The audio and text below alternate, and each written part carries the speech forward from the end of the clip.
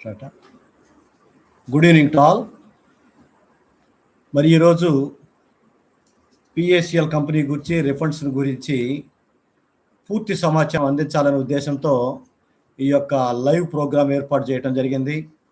కారణం ఏంటంటే వీడియోలలో మరి ఎక్కువ మెసేజ్ చెప్పలేం కాబట్టి ప్రశాంతంగా మీరు కూడా వింటారు, విషయాలు తెలుసుకుంటారనే ఉద్దేశంతో నేను ఈ యొక్క కార్యక్రమాన్ని ఏర్పాటు చేశాను.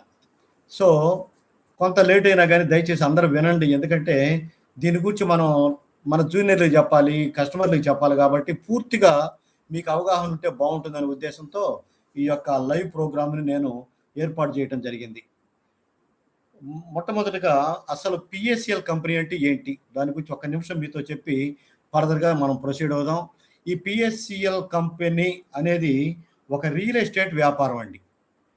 రియల్ ఎస్టేట్ వ్యాపారం కారణం ఏంటంటే వీళ్ళు కస్టమర్ల దగ్గర పెట్టుబడులు స్వీకరించి ఆ యొక్క పెట్టుబడులు ల్యాండ్ మీద ఇన్వెస్ట్మెంట్ చేసి 5 సంవత్సరాల తర్వాతనో 6 సంవత్సరాల తర్వాతనో 7 సంవత్సరాల తర్వాతనో కస్టమర్ ఎన్నుకున్నటువంటి సమయానికి ఆ యొక్క ల్యాండ్ని కంపెనీ వారు బైబ్యాక్ తీసుకొని వారికి డబ్బులు చెల్లిస్తారు. అది ప్రొసీజర్. దీంట్లో 2 రకాలుగా ఇన్వెస్ట్మెంట్ చేస్తూ ఉంటారు. మొట్టమొదటిది సిడిపిపి అంటే క్యాష్ డౌన్ పేమెంట్ ప్లాన్. అంటే మన వాళ్ళందరూ కూడా ఏమంటారంటే దాన్ని ఫిక్స్డ్ డిపాజిట్ అంటారు. మనం అనకూడదు, ఎందుకంటే అది ఫైనాన్స్ వ్యాపారం కాదు ఇది. అదేవిధంగా ఐపీపీ అంటే ఇన్స్టాల్మెంట్ పేమెంట్ ప్లాన్ అండి. ఇన్స్టాల్మెంట్ పేమెంట్ ప్లాన్లో వాయిదాల పద్ధతిలో కడతాం. ఇయర్లీ వన్స్ కానీ 6 నెలలకు కానీ 3 నెలలకు కానీ నెలకు కానీ ఆ విధంగా అంటారు. అయితే సిడిపిపిలో కనుక ఒక కస్టమర్ ఇన్వెస్ట్మెంట్ చేస్తే 1 ఇయర్ కంప్లీట్ అయిన తర్వాత ఆ కస్టమర్కి ఒక ప్లాట్ అలాట్ చేస్తారు కంపెనీ వాళ్ళు.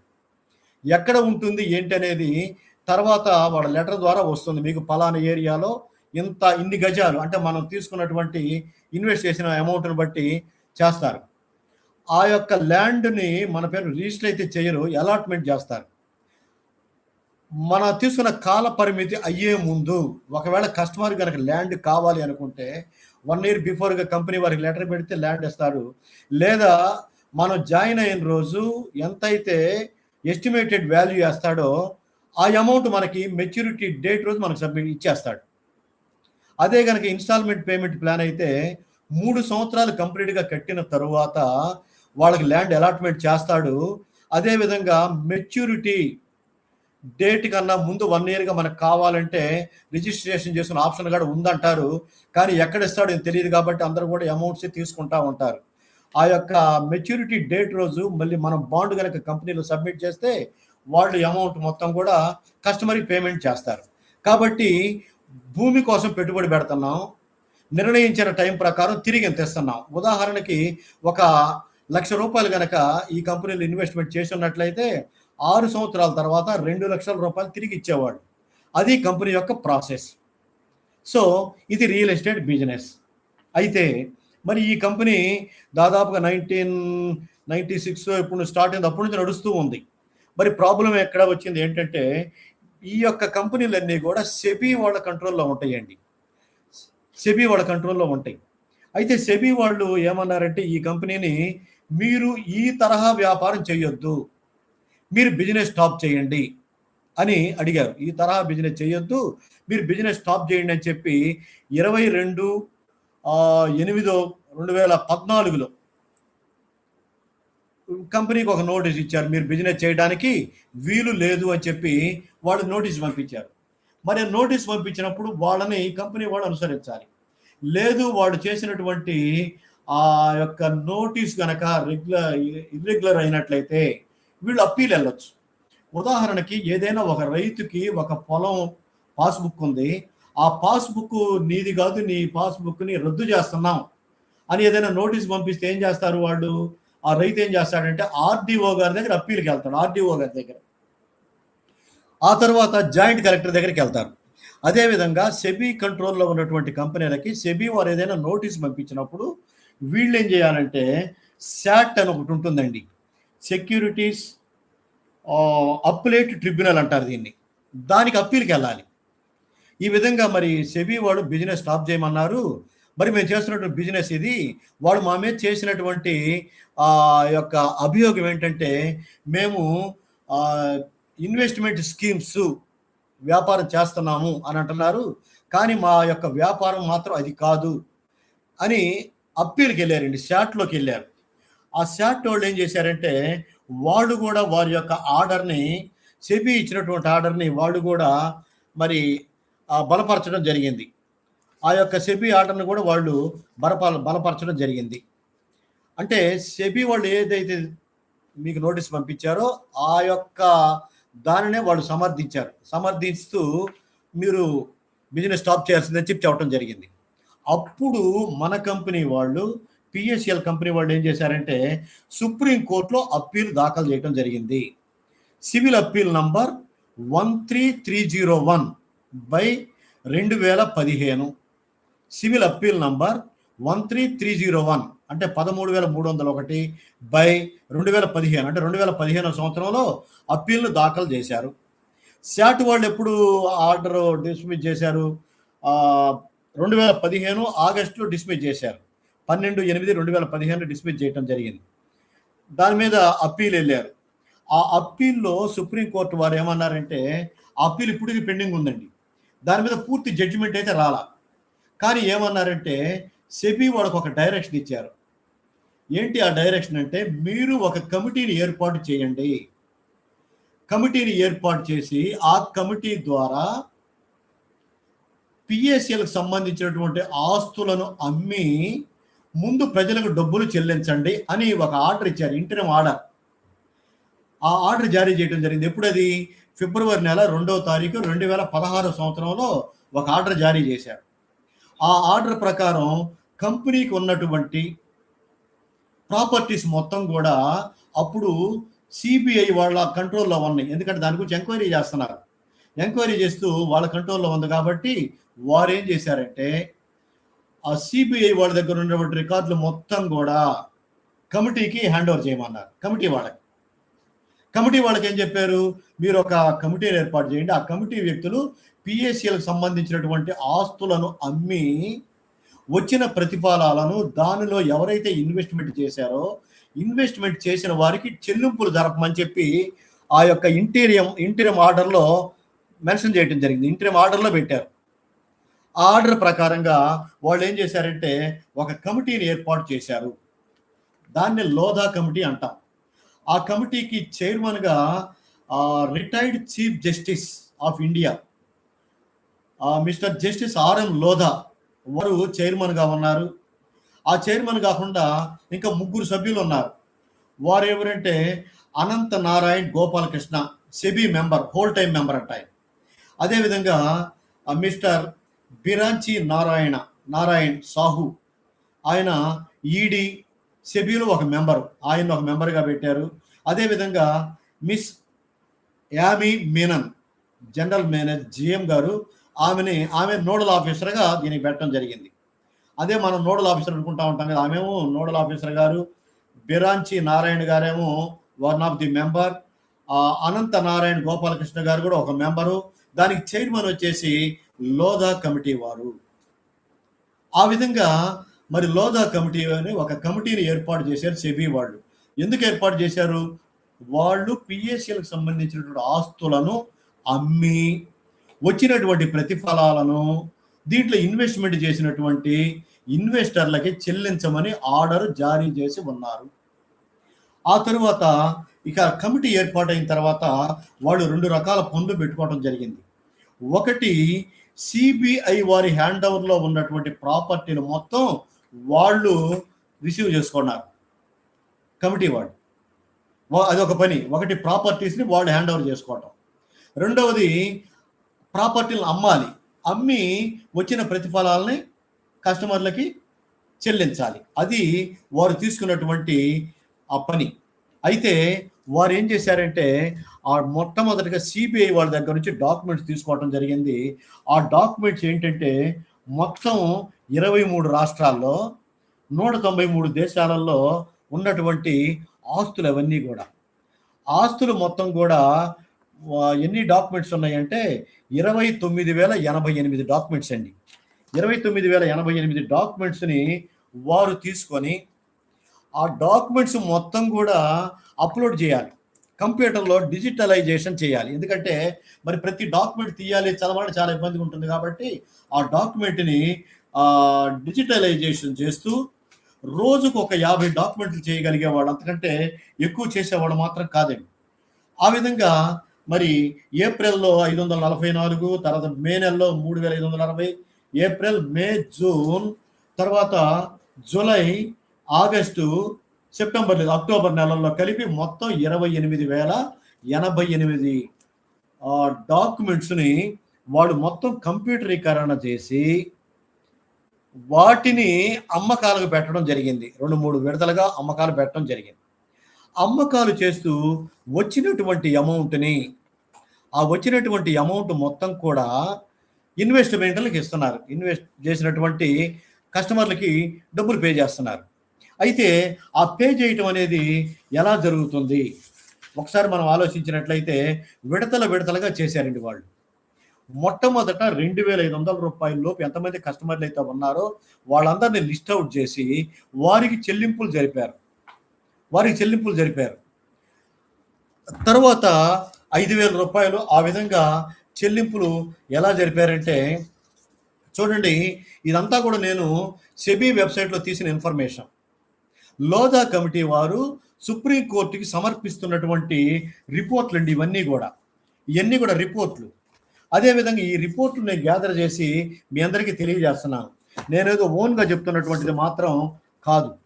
ఈ విధంగా వాళ్ళు ఎన్ని రకాలుగా చేశారంటే 2,500 రూపాయలు చేయడం జరిగింది. ఆ తరువాత 5,000 రూపాయల వరకు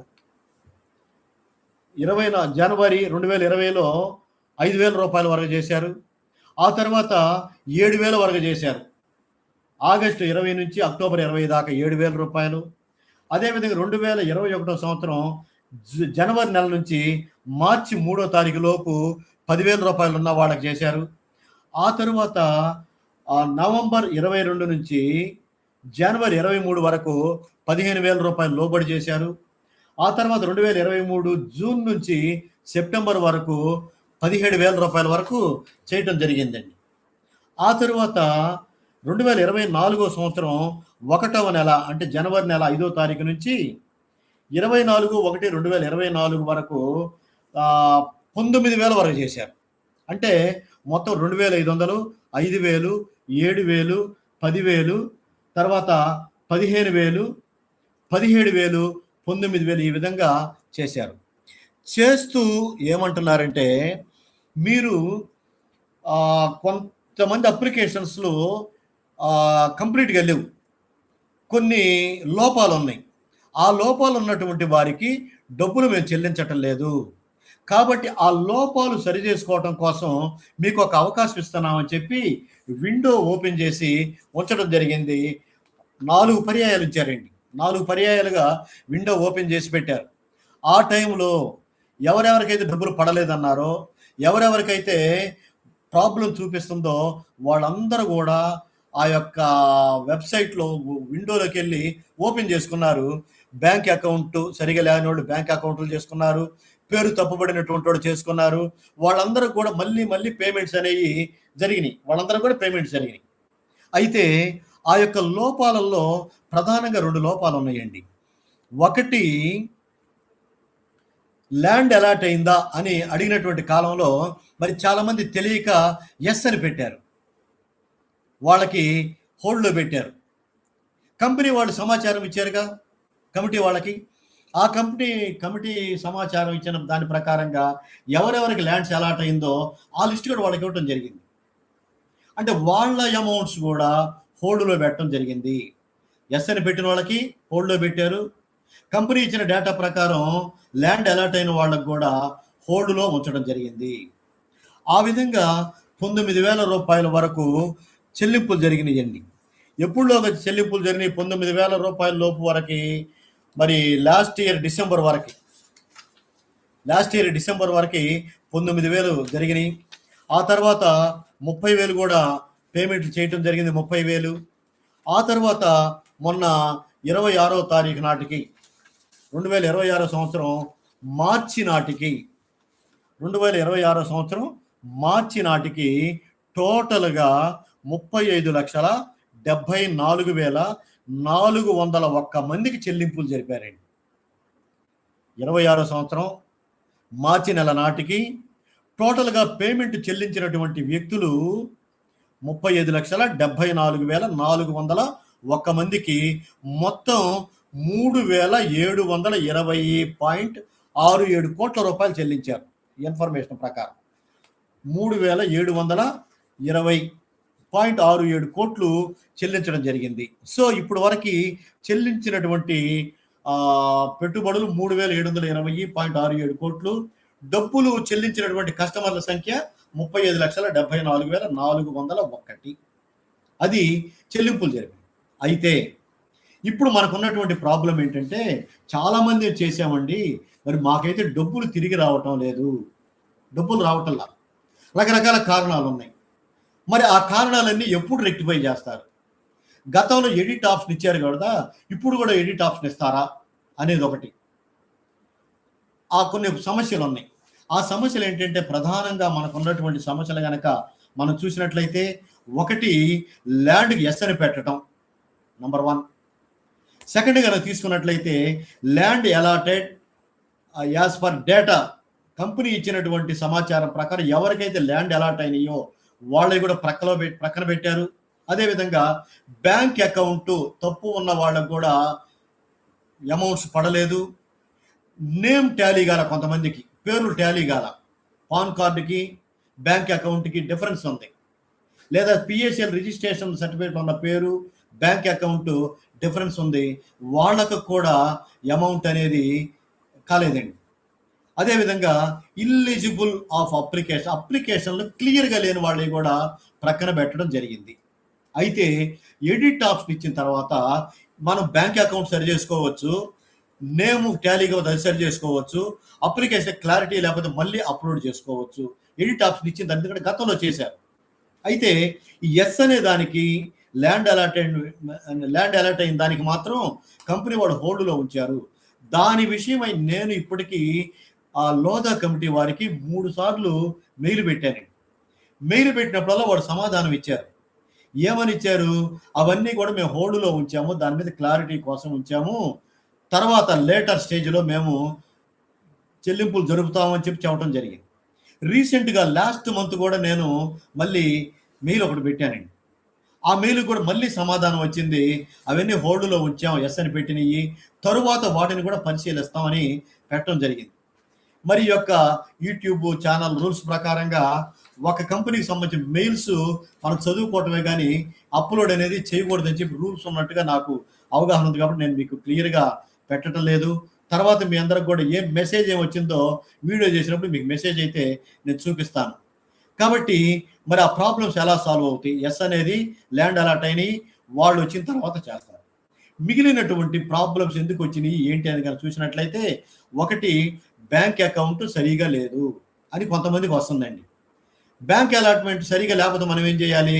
ఎడిట్ ఆప్షన్ ఇచ్చిన తర్వాత ఆ బ్యాంక్ మళ్ళీ ఒకసారి, ఎందుకంటే చాలామంది ఈ మధ్య బ్యాంకులు మెర్జ్ అయినాయి, చాలా బ్యాంక్స్ మెర్జ్ అయినందువలన మరి వాళ్ళందరికి కూడా అమౌంట్ పడలా. కాబట్టి ఏ బ్యాంకుకి మెర్జ్ అయింది, లేదా అసలు వాళ్ళ పేరు మీద ఉందా లేదా అన్ని తెలుసుకొని దాన్ని మనం స్కాన్ చేసి మరలా వాడు ఎడిట్ ఆప్షన్ ఇచ్చినప్పుడు మనం అప్లై చేయొచ్చు. అప్లై చేసి వాళ్ళు డబ్బులు పడుతుంది. గతంలో కూడా బ్యాంకులు సరి చేసుకున్న అందరూ డబ్బులు పట్టాయి. కాబట్టి ఎడిట్ ఆప్షన్ ఎప్పుడైతే వచ్చిందో అప్పుడు మనం చేసుకోవచ్చు. అదేవిధంగా తర్వాత నేమ్ నాట్ టాలీడ్, ఇక్కడ జరిగింది ఏంటంటే అండి మిస్టేక్, పిఎస్సిఎల్లో ఏజెంట్లుగా 10th క్లాసు ఫెయిల్ అయిన వ్యక్తులు కూడా జాయిన్ అయ్యారు. కొంతమంది అయితే ఎడ్యుకేషన్ లేని వాళ్ళని కూడా జాయిన్ చేయడం జరిగింది. ఉదాహరణకి ఒక వ్యక్తి పేరు శ్రీనివాసరావు అనుకుందాం.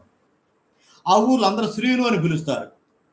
వాళ్ళు ఏం చేశారు? గబగబా వెళ్ళి అప్లికేషన్ ఓపెన్ చేసి శ్రీను అని రాసేశారు. కానీ శ్రీనుకి శ్రీనివాసరావుకి చాలా వ్యత్యాసం ఉంది. ఇంకోటి ఏంటంటే సర్నేమ్, ఇంటి పేరు.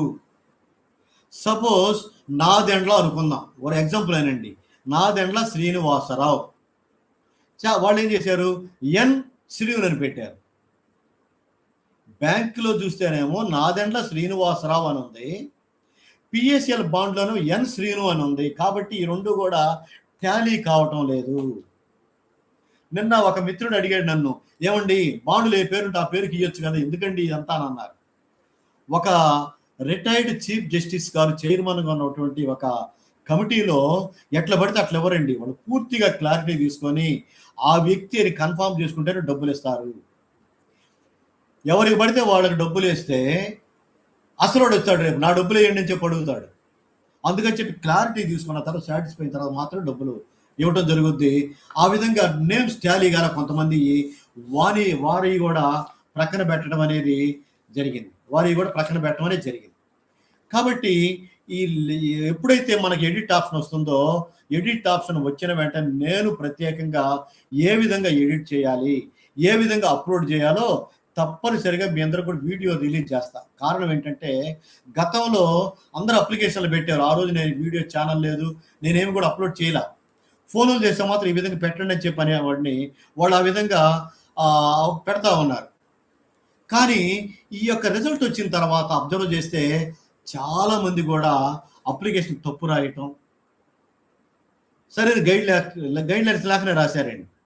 కాబట్టి ఆ రోజు నాకు ఒక ఆలోచన వచ్చింది, ఈ విధంగా తెలుగు రాష్ట్రాల్లో ఉన్నటువంటి వ్యక్తులు అవగాహన లోపంతో ఏ విధంగా పడితే ఆ విధంగా ఫిల్ చేశారు, నెట్ సెంటర్కి వెళ్ళారు, వాళ్ళు చెప్పినట్లుగా చేశారు. మీకు ల్యాండ్ అలాట్ అయిందా అని అంటే ఎస్ అని కొడితేనే అప్లికేషన్ తీసుకున్నాయని చెబుతున్నారు వాళ్ళు. లేదండి, నో పెట్టినా కానీ తీసుకున్నాయి. కానీ ఆ యొక్క నెట్ సెంటర్ వాళ్ళ ద్వారానే వాళ్ళ అప్లికేషన్ తీసుకోవడం లేదని చెప్పి వాళ్ళు దాన్ని ఆ విధంగా చేయటం జరిగింది. వాళ్ళు దాన్ని ఆ విధంగా చేశారు. కాబట్టి ఈ యొక్క ప్రాబ్లం ఉన్నది. కాబట్టి నెక్స్ట్ టైం మాత్రం నేను తప్పనిసరిగా వీడియోలు చేస్తానండి. వీడియోలు చేసిన తర్వాత జాగ్రత్తగా అప్లై చేసుకోండి. ఆ పని మాత్రం నేను చేస్తాను. ఎందుకంటే మరి అన్ఎడ్యుకేటెడ్ పర్సన్స్ ఉన్నారు, నెట్ల మీద ఆధారపడుతున్నారు. కాబట్టి నేను 1-2 సార్లు డెమో చూపించిన తర్వాత చేదురుకొని ఆ హెల్ప్ మాత్రం నేను తప్పకుండా మీ అందరికి కూడా చేస్తాను. అదేవిధంగా ఇంకా ఉన్న కొన్ని ప్రాబ్లమ్స్ ఏంటి, ఎవరెవరికి డబ్బులు పడలేదు, ఎందుకు పడలేదో ఒకటి చూద్దాం. కానీ ఆ యొక్క మిస్టేక్స్ ఇంకొకటి ఉందండి, ఎలిజిబుల్ అప్లికేషన్ అని అన్నారు.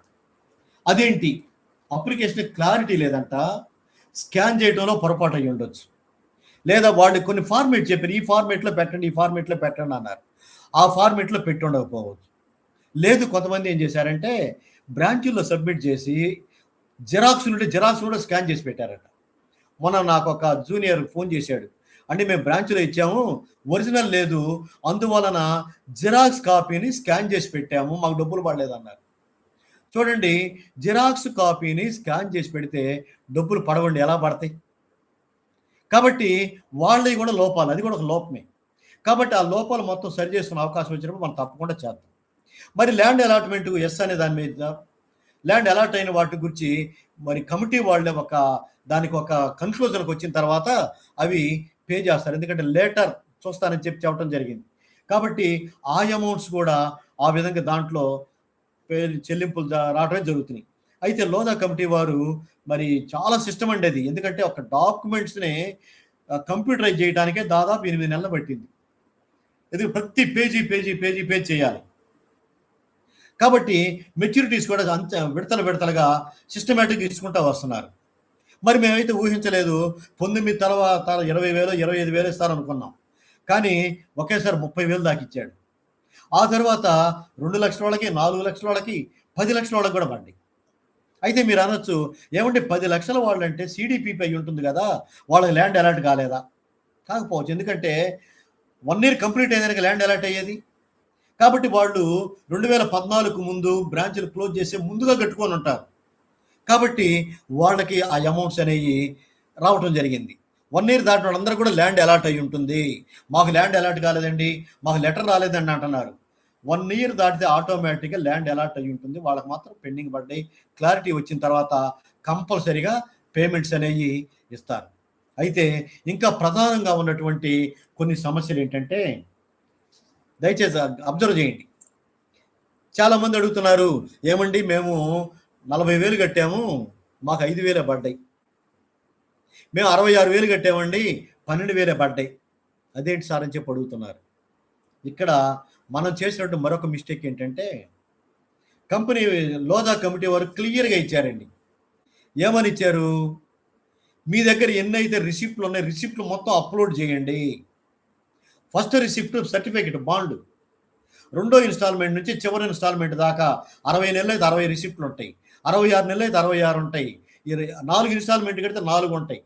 కానీ చాలామంది ఏం చేశారంటే మొదటిది, చివరిది ఆ 2 మాత్రం అప్‌లోడ్ చేశారు. మొదటిది చేశాను. నా చివరిది 60వ రిసిప్ట్. ఆ 2 చేస్తే సరిపోద్దనుకోని 2 మాత్రమే చేశారు. ఆ రెండిటికే డబ్బులు పడ్డాయి. 4 చేశారు కొంతమంది. ఆ 4టికే డబ్బులు పడ్డాయి. ఎన్ని రసీదులైతే అప్‌లోడ్ చేస్తున్నామో అవి మాత్రమే వచ్చినియి. మిగతాయి రాలా. అయితే లోదా కంపెనీ వాళ్ళని అప్పుడు అడిగారు, ఎన్ని రసీదులు చేయొచ్చు అంటే, ఎన్నైనా చేయొచ్చు. మీ దగ్గర ఉన్నాయి మొత్తం కూడా అప్‌లోడ్ చేయండి అని చెప్పారు. ఇయన్నీ చూడకుండా చేశారు. మరి ఎందుకని ఫస్ట్ రసీదు, లాస్ట్ రసీదే చేశారండి అని ఆలోచిస్తే, పీఏసీఎల్ కంపెనీ ఉన్నప్పుడు, పీఏసీఎల్ కంపెనీలో మెచ్యూరిటీకి అప్లై చేయాలంటే వారేమనేవాళ్ళంటే, అప్లికేషన్‌తో పాటు మీ యొక్క బాండు మరియు చివరి రసీదు 2 ఇవ్వండి అనేవాళ్ళు. బాండు, చివరి రసీదు. ఆ 2 ఇస్తే వాళ్ళు మెచ్యూరిటీ, ఫుల్ మెచ్యూరిటీ ఇచ్చేవాళ్ళు. కానీ ఈ మెచ్యూరిటీలు ఇస్తుంది బ్రాంచ్ వాడు కాదుగా, కమిటీ వాడుగా. కమిటీ వాళ్ళు ఏమడిగారు, మీరు ఎంతైతే ఇన్వెస్ట్‌మెంట్ చేశారో ఆ రసీదులు మొత్తం అప్‌లోడ్ చేయండి. ఎందుకంటే మీ దగ్గర బిల్లులు ఉంటేనే మేము పే చేస్తాం అన్నట్లుగా చేశారు. మరి మిగతా ఎప్పుడు వస్తాయా రావా? మనం అడగాలి. లోదా కమిటీ వారికి రిక్వెస్ట్ చేద్దాం. ఏమండి ఈ విధంగా తెలియక, అవగాహన లేక కేవలం 2 మాత్రమే రసీదులు అప్లై చేశామండి. మా దగ్గర రసీదులున్నాయి. కాబట్టి మరొకసారి అవకాశం ఇస్తే అవి కూడా మేము చేస్తాం అని మనం అడగాలండి. అడిగితే వాళ్ళ దృష్టిలో ఉంటుంది. లోదా కమిటీ ఓహో! ఈ విధంగా జరిగినాయా అని మరొక అవకాశం ఇయ్యొచ్చు. ఆ అవకాశం కోసం కూడా పోరాటం చేద్దాం. తప్పనిసరిగా పోరాటం చేసి ఆ విషయం కూడా వాళ్ళ దృష్టిలో పెడదాం. కాబట్టి రసీదులు లేకపోవడం వలన తక్కువ అమౌంట్లు పడ్డాయి. ప్రతి ఒక్కళ్ళు కూడా గమనించండి. అదేవిధంగా కొంతమంది ఏమంటున్నారంటే, కొంతమంది మేము బ్రాంచ్‌లో ఇచ్చాము. వాటి పరిస్థితి ఏంటండి? నేను రీసెంట్‌గా ఒక 4 రోజులకి 3 రోజుల క్రితం ఒక వీడియో పెట్టానండి. బ్రాంచ్‌లో సబ్మిట్ చేసిన వాటి పరిస్థితి ఏంటని వీడియో పెట్టా చూడండి ఒకసారి. బ్రాంచ్‌లో సబ్మిట్ చేసిన వాళ్ళ దగ్గర ఒరిజినల్ బాండ్స్ లేవు కాబట్టి వాళ్ళేం చేశారు? అప్లై చేయల. కొంతమందైతే జిరాక్స్ కాపీలతో అప్లై చేశారు.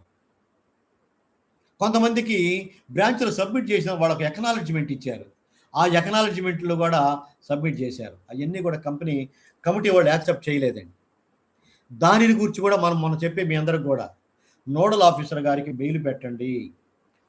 ఎవరైతే బ్రాంచ్‌లో సబ్మిట్ చేసి ఉన్నారో, ఎవరైతే బ్రాంచ్‌లో సబ్మిట్ చేసినందువలన ఆన్‌లైన్‌లో అప్లికేషన్ పెట్టలేదో వాళ్ళందరూ కూడా ఒకసారి మెయిల్ పెట్టండి.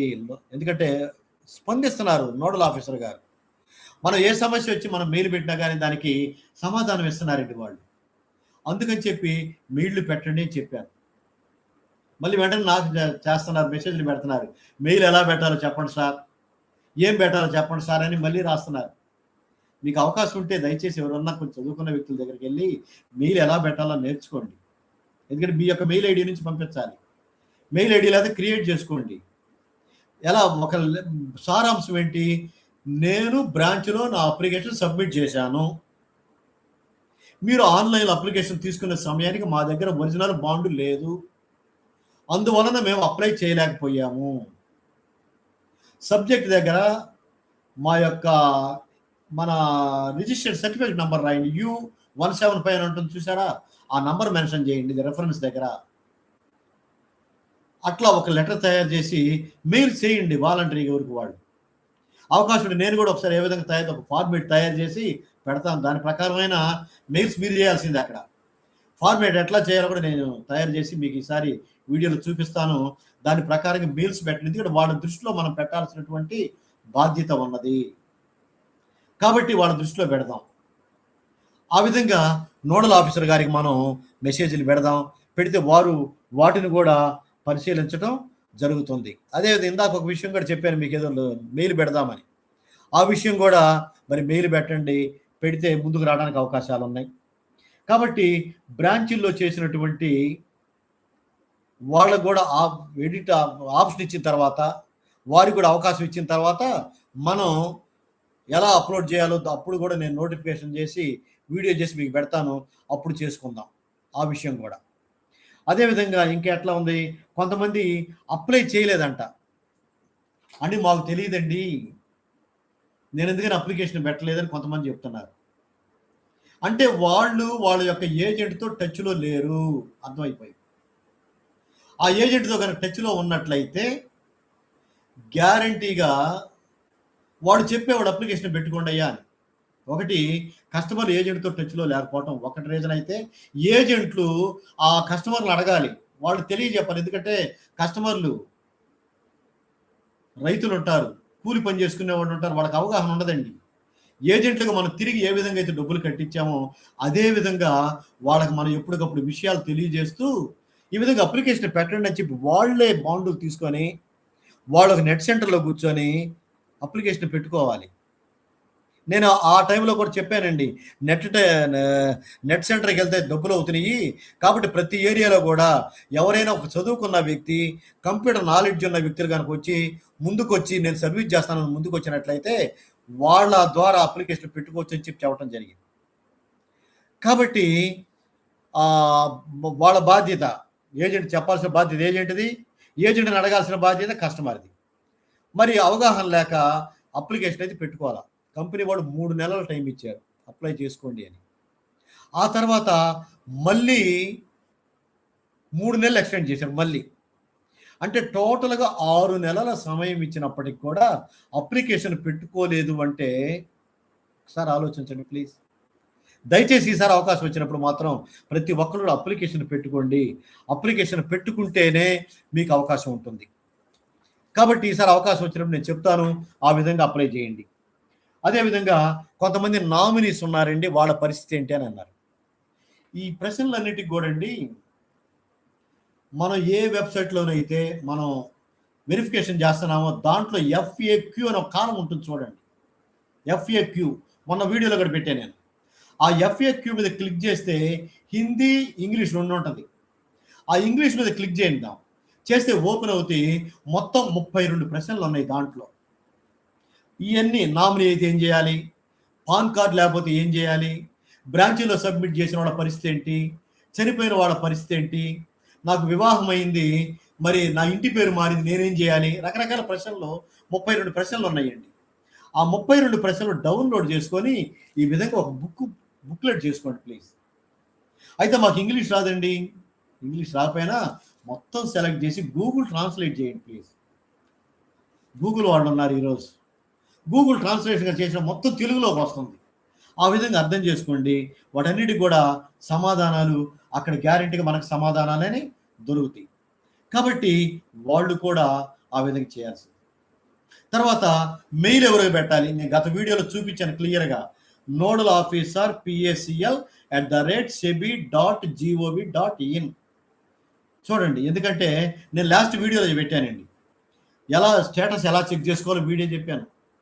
ఎంతవరకు డబ్బులు పడ్డాయి, ఎవరికి పడ్డాయో పెట్టాను. ఎస్ అంటే ఏంటి, ఎలా ల్యాండ్ అలాటెడ్ అంటే ఏంటి, వేరుగా పెట్టానండి. దయచేసి మీరు కనుక సబ్స్క్రైబ్ చేసుకొని ఉన్నట్లయితే, నేను ఈరోజు ఎవరికి కూడా సబ్స్క్రైబ్ చేయండి అని చెప్పలా.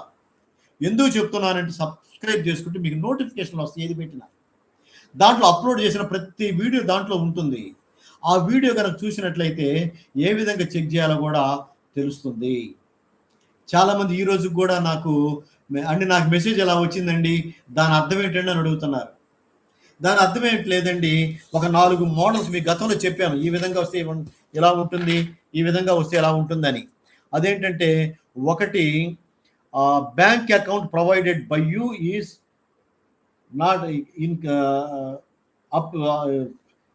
Bank account provided by you in the claim application or incorrect or not in your name. అది బ్యాంక్ అప్లికేషన్లో మీరు పెట్టినటువంటి అకౌంట్ కరెక్ట్ కాదు, లేదా నీ పేరుతో లేదు అని సమాధానం. ఎందుకంటే మొన్న ఒక కస్టమర్ చెబుతున్నాడు, ఏమండి నా భార్య కస్టమరు, ఆమె పేరు మీద బాండ్ ఉంది, నా అకౌంట్ ఇచ్చానని చెబుతున్నాడు. ఎవరి పేరు మీద ఉంటే వాళ్ళ పేరు మీద అకౌంట్ ఉంటేనే డబ్బులు వస్తాయి. ఆ విధంగా బ్యాంక్ అకౌంట్ వస్తే బ్యాంక్ ప్రాబ్లం అని, ఆ తర్వాత ఇంకో దానికి ఏమొస్తుందంటే PSCL certificate land has been allotted as per the data provided by PSCL limited. PSCL ఇచ్చిన సమాచారం ప్రకారం మీకు ల్యాండ్ అలాట్ అయింది, అందుకని హోల్డ్లో ఉంచామని వస్తుంది దాని అర్థం. ఇంకోటి ఏంటంటే పిఎస్సిఎల్ ప్రకారంగా బ్యాంకులో పడ్డయి అని కొంతమందికి వస్తుంది. బ్యాంకులో పడ్డయి అని వచ్చిన తర్వాత ఏ రోజు పడ్డయి, ఎంత అమౌంట్ పడింది, ఏ బ్యాంకులో పడ్డయి కూడా పక్కాగా ఇన్ఫర్మేషన్ ఉంటుంది చూడండి. అదేవిధంగా కంపెనీ వాళ్ళు ఇచ్చిన సమాచారం ప్రకారం ల్యాండ్ అలాట్ అయింది కాబట్టి మీ యొక్క అప్లికేషన్ హోల్డ్లో ఉంచాను కొంతమందికి వస్తుంది. అదేవిధంగా ఇంకోటి ఏంటంటే రీసెంట్గా ఒక వ్యక్తి పెట్టాడు, you have not filed your claim on the పోర్టల్లో మీరు అప్లికేషన్ పెట్టలేదు. ఫిబ్రవరి 8, 2019 నుంచి జూలై 31, 2019 వరకు మీరు అప్లికేషన్ పెట్టలేదు. అంటే ఆ 6 నెలల్లో అప్లికేషన్ పెట్టుకోమని చెప్పారండి. 6 నెలల్లో వాళ్ళందరూ కూడా అప్లికేషన్ పెట్టాల, అందువల్ల వాళ్ళు రాలేదు. ఏమంటున్నాడు, you may await further notification from the committee. Company నుంచి ఫర్దర్ నోటిఫికేషన్ వస్తుంది, అప్పుడు దాకా మీరు ఉండండి, వెయిట్ చేయండి అని చెప్పి అంటున్నారు. కాబట్టి దీని ప్రకారంగా కంపెనీ వాళ్ళు మరలా మనకు నోటిఫికేషన్ అనేది ఇస్తారు. ఆ నోటిఫికేషన్ ఇచ్చేంత వరకు కూడా వెయిట్ చేద్దాం. నోటిఫికేషన్ ఇచ్చిన తర్వాత ఎలా చేయాలో, ఎలా అప్లోడ్ చేయాలో నేను క్లియర్గా మరి వీడియో చేసి మీ అందరికీ పెట్టడం జరుగుతుంది. కాబట్టి ఆ విధంగా చేయండి. మరి అయితే ఇప్పుడే ఒక వ్యక్తికి చిన్న ఒక మెయిల్ ఒకటి పెట్టాడండి, జస్ట్ ఆ ఒక్కదానికి సమాధానం చెప్తాను. కేప్ టు యాడకి నుంచి పెట్టాడు. We submitted an application యాడకి.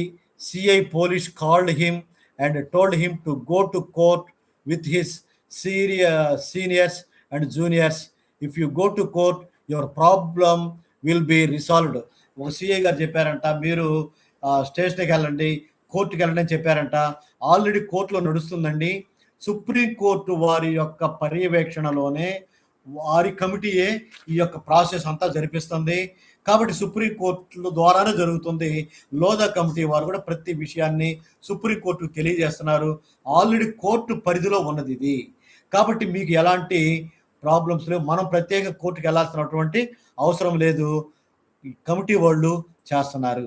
కాబట్టి ఈరోజు సమాచారాన్ని మీ అందరికి కూడా అర్థమై ఉంటుంది అనుకుంటున్నాను.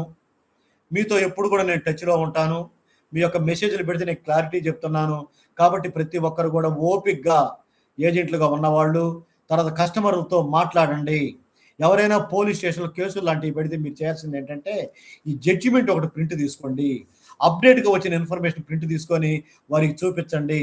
ఇదిగోండి సుప్రీంకోర్టు వారి ఆధ్వర్యంలో పేమెంట్ జరుగుతున్నాయి, ఈరోజు ఇన్ని లక్షల మందికి పేమెంట్ ఇచ్చారు అని కనుక మనం వారికి చెప్పినట్లయితే తప్పనిసరిగా వారు కూడా అర్థం చేసుకుంటారు, కస్టమర్లకు చెప్తారు. కస్టమర్లు కూడా సహకరించవలసిందిగా అందరినీ నేను రిక్వెస్ట్ చేస్తాను. ఎందుకంటే ఆల్రెడీ ప్రాసెస్ స్టార్ట్ అయింది, డబ్బులు చెల్లింపులు జరుగుతున్నాయి. కాబట్టి ఓపికగా అర్థం చేసుకొని డబ్బులు వచ్చేంత వరకు వెయిట్ చేయాలని, అదేవిధంగా ఏజెంట్లు కూడా వాళ్ళకు అందుబాటులో ఉండాలని మీ అందరిని కూడా మనవి చేసుకుంటూ మీ అందరికి కూడా పేరు పేరున నా యొక్క నమస్కారాలు తెలియజేస్తున్నాను. సెలవు. Thank you very much.